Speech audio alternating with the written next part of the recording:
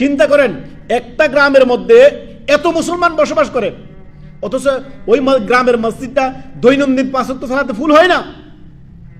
নাচ গানের অনুষ্ঠান হলে সেখানে মানুষ জায়গা দেওয়া যায় না, কনসার্ট হলে জায়গা দেওয়া যায় না, যাত্রা পালা হলে জায়গা দেওয়া যায় না, মসজিদ খালি। মুসলমান মুসলমান মুসলমান, হাই মুসলমান। যত মসজিদ থেকে মুসলমান দূরে হবে, দূরে যাবে, ততই আল্লাহর আযাব এবং গজব নেমে আসবে, আল্লাহর ক্রোধ নেমে আসবে ওই জনপদের মধ্যে, যেই জনপদের মধ্যে বিভিন্ন জেনা ব্যভিচার সহ ফাহিশা ছড়িয়ে পড়বে। আল্লাহু আকবার। যদি আজান শুনতে পান, দৈনন্দিন 5 ওয়াক্ত সালাত পড়ে নিজেকে মুসলমান আপনি দাবি করেন, নামাজ ছাড়া মুসলমান থাকা যায় না। এই জন্য ওমর ইবনে খাত্তাব বলতেন, লা হাযু ফিল ইসলাম, তার ইসলামে থাকার কোনো প্রমাণ নেই, কোনো দলিল নেই। লিমান তারাকা সালাত, যে ব্যক্তি সালাত পরিত্যাগ করে,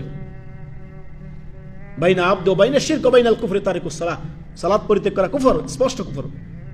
অতএব মুয়াজ্জিনের আযান যদি আপনি শুনতে পান, মসজিদে এসে মুয়াজ্জিনের আযানের জবাব দিন। আপনি উল্টো দিকে পালায়েন না মসজিদ থেকে, মসজিদে আসুন আপনি।